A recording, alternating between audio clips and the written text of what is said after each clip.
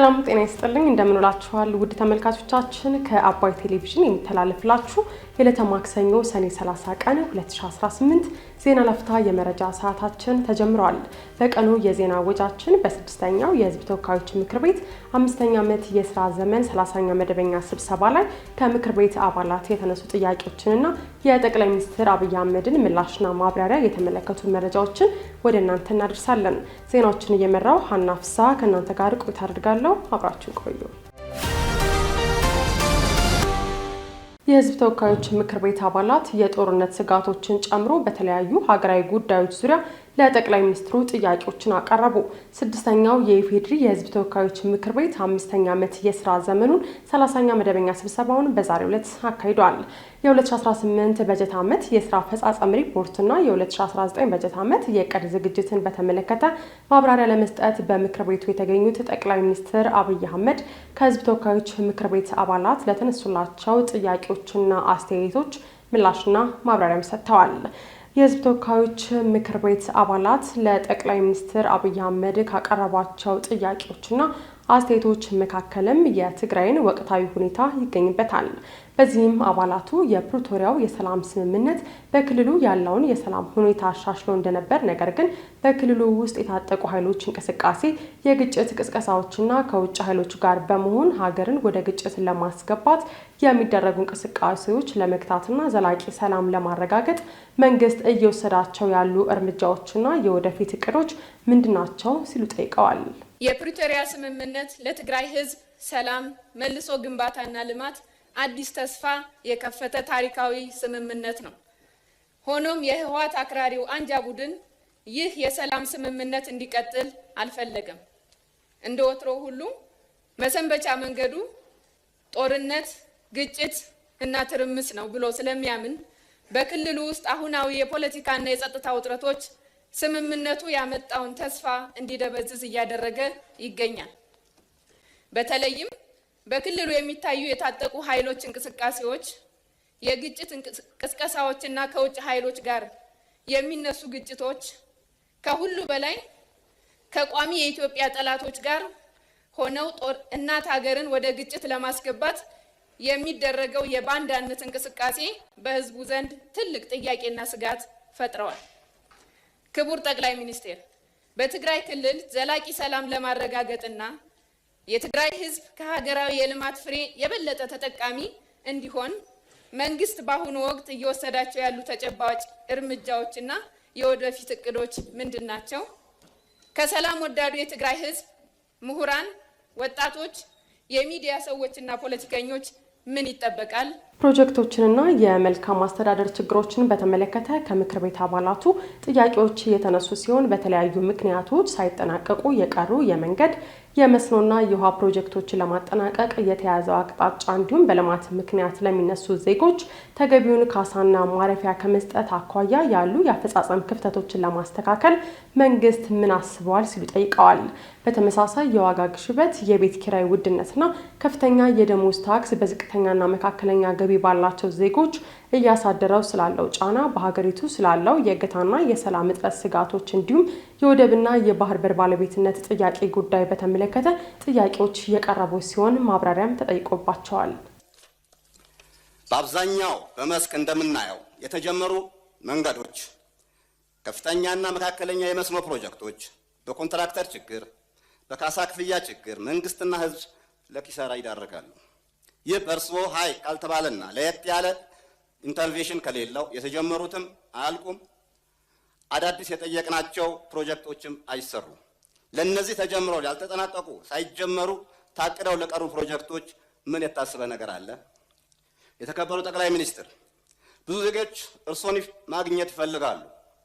ነገር ግን መንገዱ ዝግ ነው። በትላልቅ ፕሮጀክቶች ምክንያት ብዙ ዜጎች ይነሳሉ። እነዚህ ኢትዮጵያውያን ለልማት ከተነሱ በክብር ማረፊያና መስሪያ ቦታ ማግኘት እንዳለባቸው፣ መብታቸው መከበር እንዳለበት ከማንም በላይ እርስዎ ያውቃሉ። ለዚህም አቅጣጫ ያስቀምጣሉ። ነገር ግን እርስዎ ባስቀመጡት ልክ አይፈጸምም። ጥቂት የተወሰኑ መናገር ለሚችሉ ሚዲያ ላይ ለሚቀርቡና አመራር ቀረቤታ ላላቸው የተባለውን ሲፈጸምላቸው አብዛኛው በማስፈራራት በማሸማቀቅ አንገታቸው እንዲደፉ ይደረጋል። በተለይ በጣም ብዙ ህዝብ የተነሳበት ቦታ ላይ ይመጣሉ ሳይባል ድንገተኛ ፍተሻ ቢያደርጉ ብዙ ጉድ ያገኛሉ። የእርስዎ ክትትል ከሌለው ዜጎች ይማረራሉ። የመልካም አስተዳደር ችግር እና ፍትሐዊነት በማጣት ተስፋ ይቆርጣሉ። ስርዓት አልበኝነት ይነግሳል። ይህ ደግሞ ለሰላም ማጣትና ላለመረጋጋት ይዳርጋል። ለዚህ የተቀመጠ አቅጣጫ ካለ ማብራሪያ ቢሰጡን። ከደሞዙ 35% ግብር፣ 7% ጡረታ፣ በድምሩ 42% ይቆረጣል። 58% ደሞዙ ላይ በእያንዳንዱ በሚሸምተው ሸቀጥ 15% ቫት ይቆረጣል። ትራንዛክሽን ላይ ንግድ ባንክ ለሰርቪስ እና ቫት እያለ ሌሎችም የማይታወቁ ተቆራጮች ይቆርጣል። ለውሃ፣ ለመብራት፣ ለሌሎችም አገልግሎት ይቆረጥበታል። እነዚህ መሰል ችግሮች ተዳምረው ኑሮ መቋቋም አቅቶታልና ለዚህ ታጋሽ ሲቪል ሰርቪስ እና አነስተኛ ኑሮ ላይ ላለው ዜጋ ምን ታስቦለታል? ከሚመሰረቱት መንግስት ምን እንጠብቅ? ከጸጥታ አኳያ እየተሻሻሉ ያሉ ነገሮች ቢኖሩም አሁን ዜጎች አፍኖ ወስዶ ገንዘብ እየጠየቁ እየተደራደሩ የከፈሉ በስቃይ ይመለሳሉ። ግድያዎች ቀጥለዋል። በተለይ ታጣቂዎች ባሉበት ቦታ ላይ እየከፋ ነውና በዚህ ጉዳይ ላይ ሰፋ ያለ ማብራሪያ ቢሰጡን። ታጣቂዎችም የህዝብ ስቃይ ይበቃልና እናንተም ጫካ መሆን ይብቃችሁ፣ ለሰላም ቅድሚያ ብትሰጡ ታተርፋላችሁ። ጦርነት፣ ውድመትና እልቂት፣ ስርዓት አልቦነት፣ ድህነት፣ መፈናቀልና ስደት፣ ግድያ፣ ዘረፋ ያስከትላልና ይህ የሚፈጸመው ነፃ አረጋዋለሁ በምትሉት ዜጋ ላይ ስለሆነ በሰላም በውይይት በድርድር የማይፈቱ ችግሮች የለምና ለሰላም ቅድሚያ እንድትሰጡ ጥሬን አስተላልፋለሁ። ሀገራችንም ህዝባችንም እረፍት ቢያገኙ እናንተም መንግስትም ታተርፋላችሁ። ሀገራችንም ሰላሟ ተጠብቆ ሙሉ አቅሟ ወደ ልማት ትመለሳለችና የተሻለ ሀገር ይኖረናል። የተከበሩ አፈ ጉባኤ፣ ክቡር ጠቅላይ ሚኒስትር፣ የወደብ ጉዳይ አብዛኛው ኢትዮጵያዊ እንደሚለው የህልውናችን የሉዓላዊነት ጉዳይ ነው። ሆኖም የወደብ ጉዳይ መንግስት ወደብ ያስፈልገናል ብሎ በብዙ መልኩ ጥረት ሲያደርግ ብዙ አማራጮች ሲሞክር ኃጢአት የሚሆንበት ሌላው ሲያነሳው ደግሞ ጽድቅ የሚሆንበት ምክንያት ምን እንደሆነ አይገባኝም። የወደብ ጉዳይ የሉዓላዊነት ጉዳይ ከሆነ መንግስት ወደብ ማግኘት አለብኝ ሲል ቀደም ሲል ወደብ ያስፈልገናል ብሎ ሲል የነበረው ሁሉ በደስታ መደገፍ እንጂ መቃወም የሀገር ጥቅም ላይ አሉታዊ ተጽዕኖ ማሳረፍ ነው። ክቡር ጠቅላይ ሚኒስትር፣ የወደብና የባህር ጉዳይ ምን ደረጃ ላይ እንዳለ እንዲገልጹልን እጠይቃለሁ።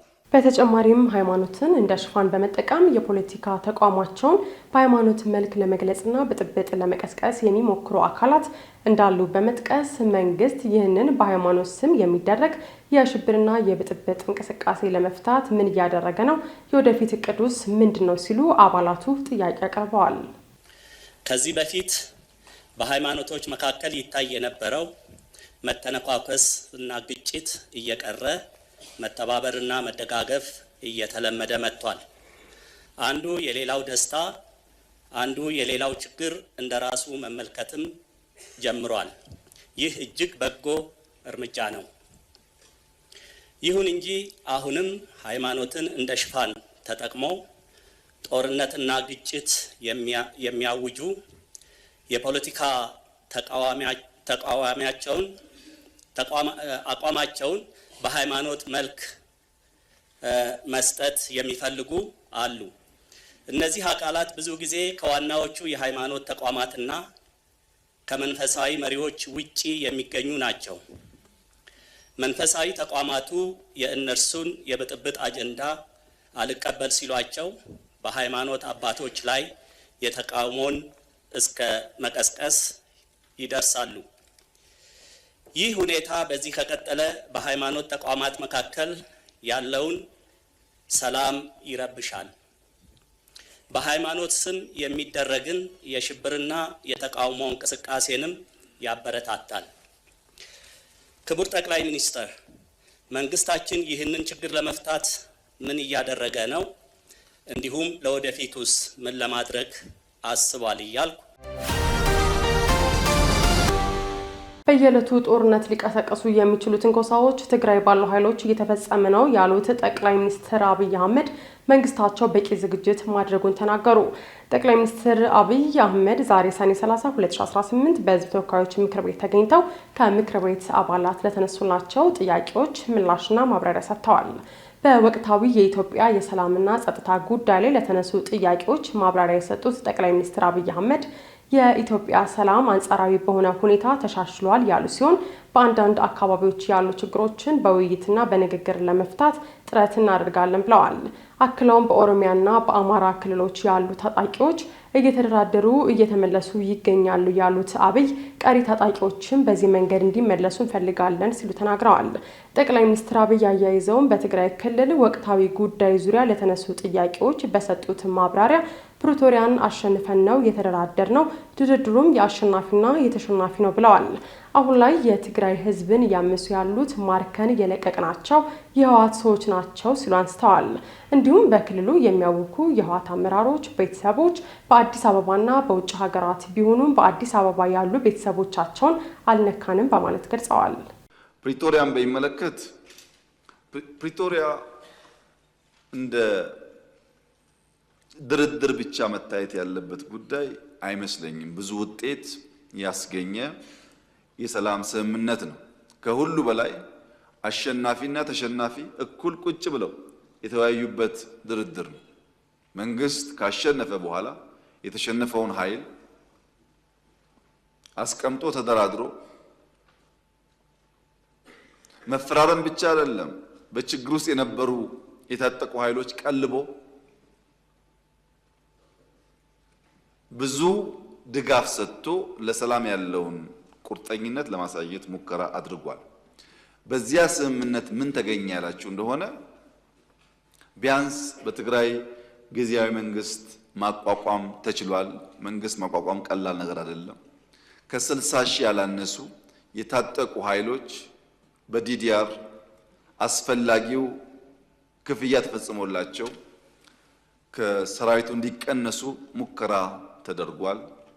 በርከት ያሉ እስረኞች፣ ምርኮኞች ተፈተዋል። በጦርነቱ የማረክናቸውን በርካታ ሰዎች ፈተናል። አንዳንድ ምርኮኞች ናቸው አሁን እዛ ሄደው ዋና ተቆርቋሪ ሆነው የትግራይን ሕዝብ እያመሱ ያሉት። ምርኮኞች መፍታት ብቻ ሳይሆን ሰርቪስ ቆሞ የነበረ በአየር፣ በቴሌኮም፣ በተለያየ መንገድ ሰርቪሶች ተለቀዋል። ከዚያ ባሻገር እነዚህ ኃይሎች ሀብታችን፣ ንብረታችን የሚሏቸውን በተለያየ ቦታ ያሉ ሀብቶቻቸውን ጠብቀን አቆይተን ሰጥተናቸዋል። ቤቶች፣ ህንፃዎች እንደምታውቁት ማለት ነው። ከየት መጣ ብለን በቀላሉ ምክንያት ፈጥረን መውረስ የምንችላቸውን ሀብቶች ለሰላም ሲባል አቆይተን መልሰናል። አሁን ዛሬ እዛ ሰላም የሚያውቁ ኃይሎች ሚስቶቻቸው፣ ልጆቻቸው ከፊሉ አዲስ አበባ፣ አብዛኛው ውጭ ሀገር እንዳሉም እናውቃለን። አዲስ አበባ ያሉትን ከፊል ቤተሰብ ያልነካንበት ዋናው ምክንያት በአንድ ሰው ጥፋት ዘሆል ቤተሰብ መታመሱን እንደ መንግስት በወደ ሰፊነት ማየት ይሻላል ብለን ስላሰብን። ጠቅላይ ሚኒስትር አብይ አህመድ በፓርላማው ማብራሪያቸው በትግራይ ክልል ያሉ ኃይሎች በየዕለቱ ጦርነት ሊያስነሳ የሚችል ትንኮሳ ያደርጋሉ ብለዋል። እንዲሁም የህወሓት ቡድን አመራሮች በኃይል ያፈሷቸውን ወጣቶች ለሱዳን የእርስ በርስ ጦርነት በተዋጊነት እየሸጡ መሆኑንም ተናግረዋል። ከዚያ በኋላስ በየቀኑ በርከት ያሉ ውጊያ፣ ጦርነት ሊቀሰቅሱ የሚችሉ ፕሮቮኬሽንስ በየጊዜው ትግራይ ባሉ ኃይሎች ይፈጸማል። በየጊዜው ከሁሉ የከፋው አሁን በርካታ የትግራይ ልጆች በጉልበት ታፍሰው ሱዳን ላለው ጦርነት ተሽጠዋል። በሱዳን ጦርነት ውስጥ የትግራይ ወጣቶች በማያውቁት ጉዳይ ህይወታቸውን እያጡ ይገኛሉ። ኢትዮጵያ ውስጥ ያለው ጉዳይ አልበቃ ብሎ ጉዳይ ወደ ሱዳን ተሸጋግሯል። በዚህ ሁሉ ውስጥ የትግራይ ህዝብ ተጎጂ ነው።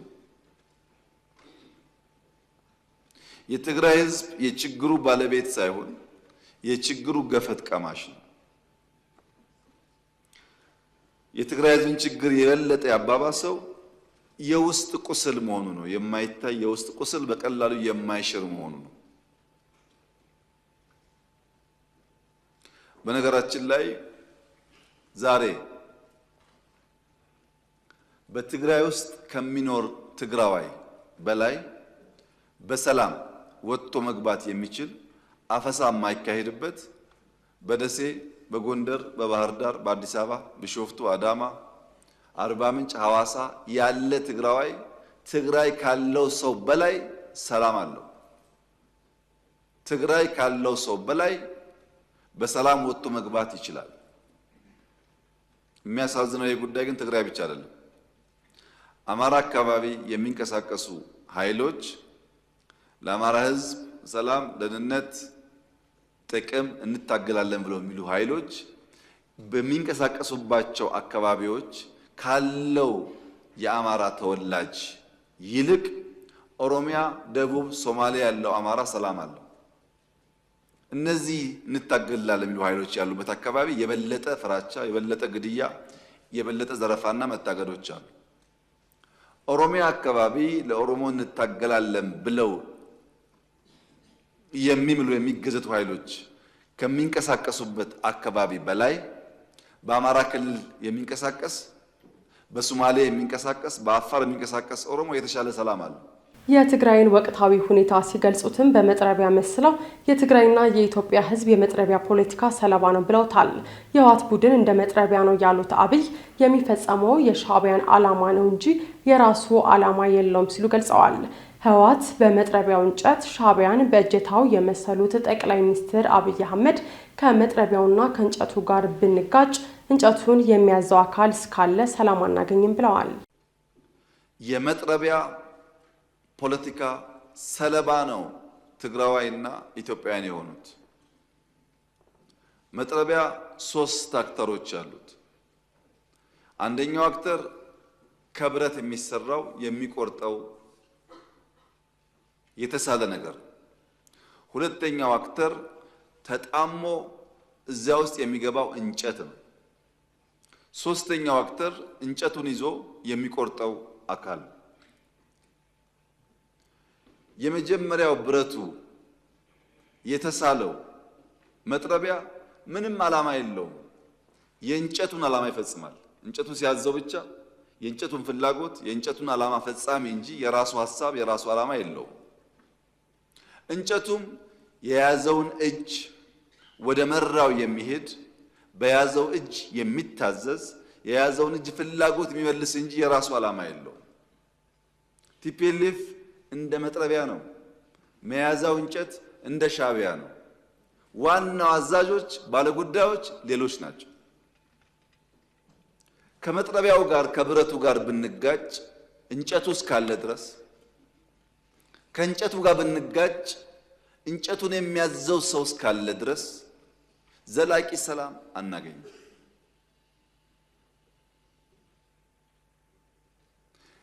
ይልቁንስ ለመጥረቢያውና ለእንጨቱ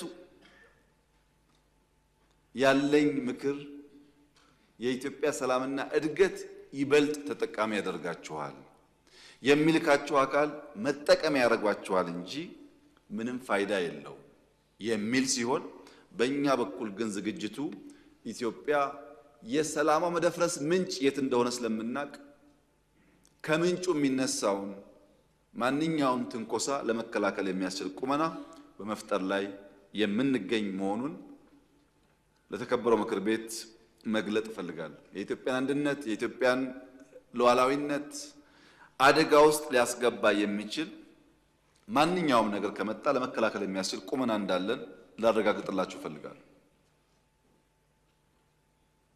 መጥረቢያውና መያዣውን እጅ ግን እንጨት ግን በተቻለ መጠን መታገስ፣ በተቻለ መጠን ማስተማር፣ በተቻለ መጠን መመለስ ያስፈልጋል። ጉዳቱ የጋራ ስለሚሆን ታስታውሱ እንደሆነ ባለፉት 5-6 ዓመታት የነበረው ፖለቲካል ዲስኮርስ ኢትዮጵያ ያለቀላት፣ ኢትዮጵያ ልትፈርስ ነው፣ ኢትዮጵያ ልትወድቅ ነው የሚል ነበር። ኢትዮጵያ አትወድቅም ብዬ በተደጋጋሚ አነሳላችሁ ነበር። ኢትዮጵያ አትወድቅም አይደለም አሁን እምላችሁ፣ የወደቁ ታነሳለች።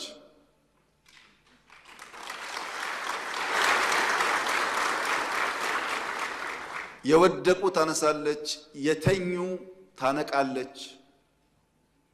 ሊለሙ ሊበለጽጉ ሲገባቸው ያልገባቸውን ወንድምና እህቶቿን አንቅታ ወደ ብልጽግና ጎዳና ትወስዳለች። ይህ የኢትዮጵያ ጉዞ ይሆናል። በነገራችን ላይ ዶክተር ደሳለኝ ጫኔ ዛሬ ጥያቄ ንግግር ሲያደርጉ በጣም ደስ ያለኝ ነገር ምን ያክል መደመርን እንደበሉት ነው። እውነቴን ነው።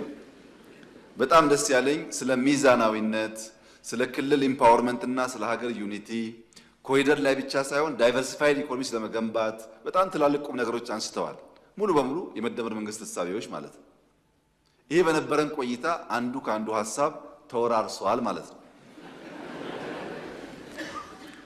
ሐሳባቸው ሲሰነዝሩ ኮሪደር ብቻ መሆን የለበትም ማዳበሪያ ፋብሪካም አሉ፣ መሆን የለበትም ግድብም አሉ። ስለዚህ አቋማችን በብዙ ጉዳይ እየተቀራረበ ስለመጣ በጋራ የምንሰራበትን ነገር ብናሰፋ ጥሩ ነው ለማለት ብዬ ነው። ጠቅላይ ሚኒስትር አብይ አህመድ እንኳን ሻዕቢያ ወያኔና ሱዳን ሌላም ቢጨመር በኢትዮጵያ ሉዓላዊነት ቅንጣት ታክል ስጋት የለም ሲሉም አስጠንቅቀዋል። ትናንትና ሻዕቢያና ወያኔ ከሱዳን ጋር ተባብረው ደርግን ጥለዋል። አሁንም እንደዛ ተባብረን እንጥላለን የሚል ምኞት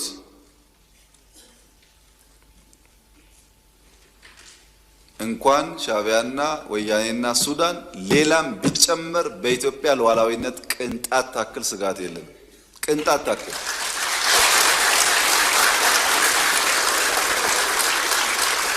ያን ለመከላከል የሚያስችል ብቃት እየገነባን ያለነው። ጊዜው ሲደርስ እንዳስፈላጊነቱ እንገልጻለን። እኛ ስጋት የለብንም። ሰዎች ባረጀ ባፈጀ ስልት ድሮ በሰራ ስልት አሁን ለመጠቀም መሞከር ጠቃሚ አይደለም። ምክንያቱም ያኔ ስልቱ የሰራው በሸበጥ ጮፈሬ የላስቲክ ጫማ መሄድ የፈለገ መቅመል የፈለገ መራብ የፈለገ ቢገባውም ባይገባውም ወስቶ የተከተለ ኃይል ነበረ። አሁን ግን 22 እና መገናኛ ህንፃ አስቀምጠህ እዛ በመቀመጥ አይሆንም ማለት ነው። ተቀይሯል ጊዜው። ሀብት እያፈራህ ሀብትን እያጣጣምክ ራስን ደግሞ ለመስዋዕት ማዘጋጀት አብሮ አይሄድም። አልፎበታልና ይሄ ምኞትም አይጠቅምም። ቀደም ብየዋለሁ፣ አሁን ደግሜ መናገር የምፈልገው የሚያስፈልገን ሰላም ነው፣ የሚያስፈልገን ትብብር ነው፣ የሚያስፈልገን አብረን መስራት ነው። የሚያጓጉ ነገሮች አሉ። ትግራይ ጦርነት እንዲፈጠር ሰፊ ፍላጎት አለ። እምቢ ያልንበት ምክንያት ትርፍ የለውም ብለን አሁንም ለሰላም በራችን ክፍት ነው፣ ለንግግር በራችን ክፍት ነው። መወያየት የምንፈልገው ሰላም ማምጣት የምንፈልገው በእኛ በኩል ትተን ተጎርተን ለትግራይ ሰላም ከመጣ ፍላጎታችን እሱ ነው። ግን አንድ ነገር ማወቅ አለባችሁ። የዛሬ 20-30 ዓመት አሁን ያለው መንግስት አሁን እዚህ ፊት ለፊት የምታዩቸው ሰዎች ከወረዱ በኋላ ተመልሰው መጥተው ኢትዮጵያን እንምራ ካሉ ኢትዮጵያ ሞታለች ማለት ነው። እውነቴን እነግራችሁ፣ ኢትዮጵያ ለዘመኑ ለሲዝን የሚመጥን መሪ መፍጠር ካልቻለች ሰዎች እየወጡ የሚመላለሱባት ከሆነ ኮሌክቲቭሊ ሞታለች ማለት ነው። ይሄ የሚያኮራ ነገር አይደለም፣ የሚያሳፍር ነገር ነው። 50 ዓመት ፓርቲ መርተህ ፓርቲ የሚተኩ ሰዎች ካልፈጠርክ ሌላ 1000 ቢሰጣ አትፈጥርም ማለት ነው። ቲፒኤልኤፍ 50 ዓመት ፖለቲካል ፓርቲ ሆኖ አንጋፋ ፓርቲ ሆኖ ወጣቱን ትውልድ ማመን ካልቻለ ኪሳራ። በፍጹም አትጠብቁ። ድልና ቲፒኤልኤፍ አራምባና ቆቦ ናቸው። አትጠብቁ። ለመሰላችሁ የሚያሳየው ነገር ኒው ብለድ፣ ኒው ቶት፣ ኒው ዳይሬክሽን የማይቀበል ፎርስ በነበረው ነገር የትም አይደርስም። ያስ ቢሆን እኛ የምንፈልገው ሰላም ነው። የዕለተ ማክሰኞ የዜና ላፍታ የመረጃ ሰዓታችን የተከታተላችሁትን ይመስል ነበር። አብራችሁን ስለቆያችሁ ከልብ እያመሰገን በያላችሁበት መልካም ቀን